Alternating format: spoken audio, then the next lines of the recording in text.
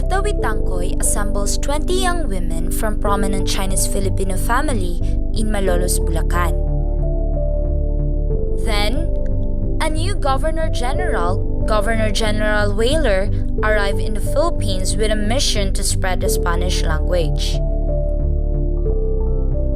Governor General Whaler then visited Malolos upon knowing this. The young women of Malolos sent a letter to the Governor General asking permission to open a night school for them to study Spanish language under Teodora Sandico. But Father Felipe Garcia rejected the request because it is a threat that may cause emergence of ideas of the Indios. With this, the petition of the women was rejected by the Governor General. However, the young women bravely continued their agitation of the school, in which they finally succeeded on obtaining the government's approval with the following conditions. First, the women will be the one to fund the school. Second, Señorita Guadalupe Reyes will be the teacher instead of Teodora Sandico. Third, their classes will be held during in the day and not at night.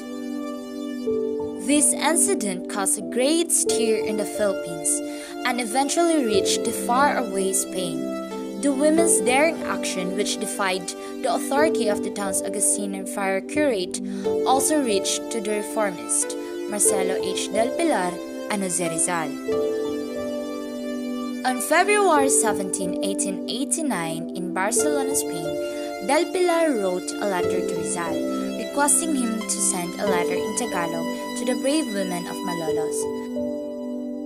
Greatly impressed with the young women and upon Del Pilar's request, Rizal wrote a letter acknowledging the young women's bravery while he was in London. The letter was sent to Del Pilar on February 22, 1889 for transmittal to Malolos. Rizal not only dedicates the letter to the young women of Malolos but also to all the Filipino women. In Rizal's letter, he also emphasized the abuse of the friars in their spiritual authority.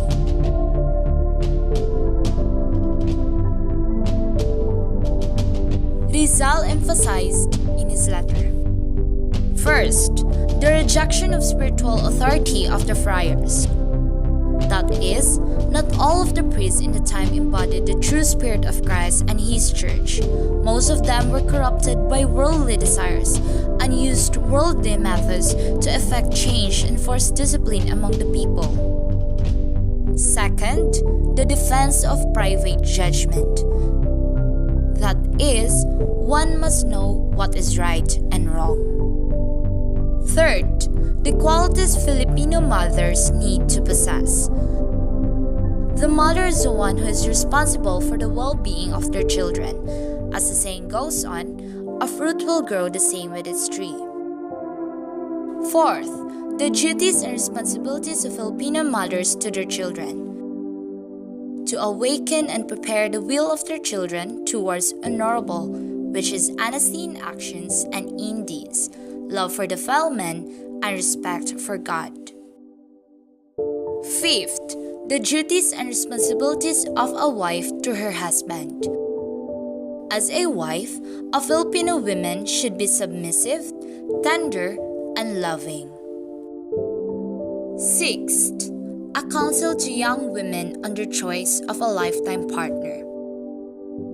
A married woman should not be easily taken by appearances and looks, as this can be very deceiving. Instead, they should take heed of man's character and lofty ideas.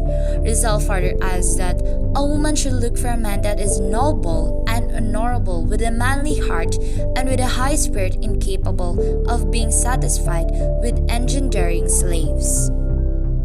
To the women of Malolos centers around 5 salient points. First, Filipino mothers should teach their children love of God, country, and fellow man.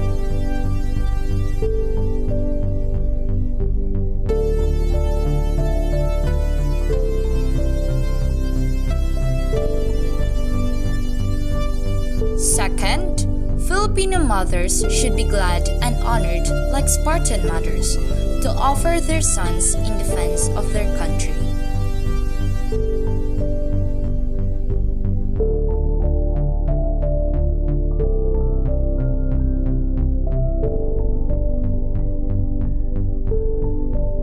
Third, Filipino women should protect their dignity and honor.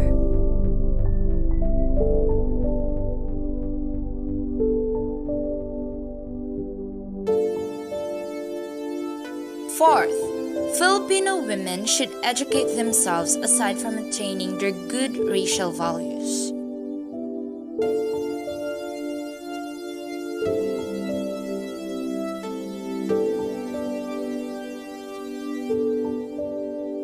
Lastly, faith is not merely reciting prayers and wearing religious pictures.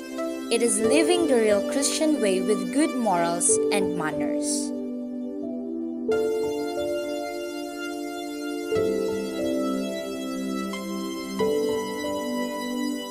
Rizal also stated in the last portion of his letter his observance and the situation of the country.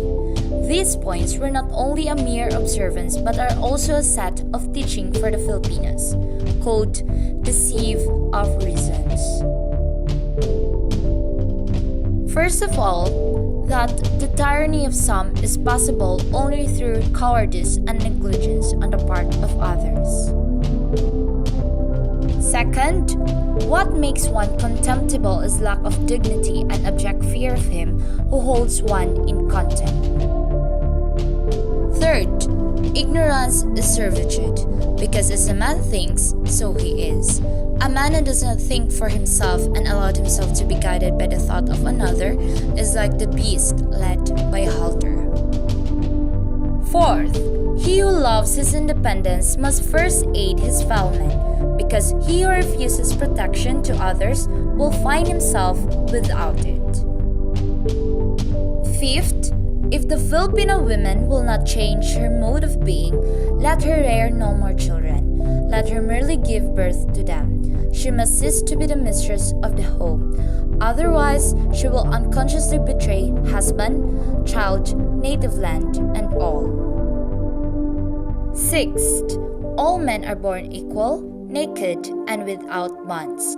God did not create man to be a slave, nor did he endow him with intelligence to have him hoodwinked, or adorn him with reason to have him deceived by others.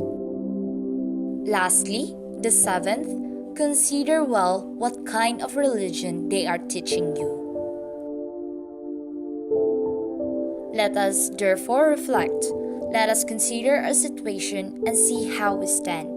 May these poorly written lines aid you in your good purpose and help you to pursue the plan you have initiated. May your profit be greater than the capital invested. All this is the ardent desire of your compatriot, Jose Rizal.